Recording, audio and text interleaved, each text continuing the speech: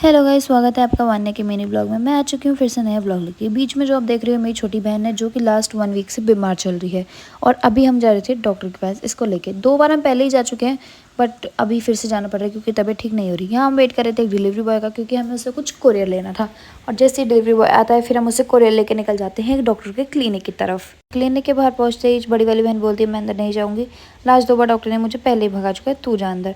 फिर इतने में मैं अंदर एंट्री करती हूँ, देखती हूँ तो डॉक्टर पहले किसी को अटेंड कर रहे थे और बाहर हमारी छोटी बहन यानी कि तनुष्का को वॉमिटिंग होने लग जाती है और मैं अंदर वेट कर रही थी डॉक्टर के फ्री होने का।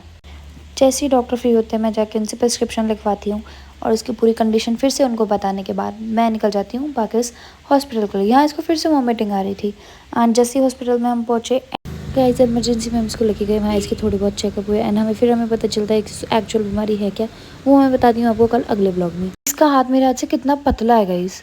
फिर मैंने सोचा इसके हाथ में अगर ड्रिप लगी ग्लूकोज चढ़ेगा तो भाई कहाँ लगाएगा कोई, इतना पतला हाथ, सूखा है ही नहीं कुछ इसके अंदर। उसके बाद उन्होंने मुझे थोड़ा सा फटका लगा दिया, जैसे ये करते हैं और क्या कर सकते हैं। उसके बाद फिर ये बेचारी यहाँ लेट के परेशान हो रही थी, मम्मा बोल रही थी एंड इतने में दीदी बोलती है हर साल एक नया ब्लॉग आता है कि रुंझुन बीमार है।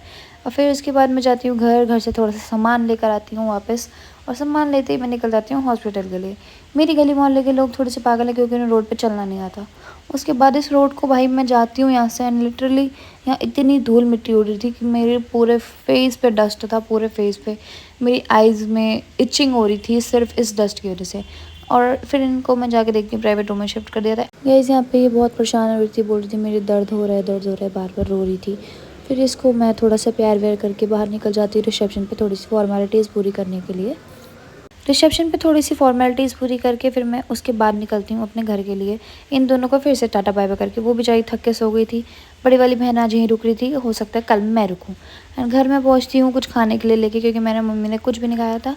मिलते हैं आपसे अगले ब्लॉग में, तब तक के लिए tata, good night, sweet dream, bye.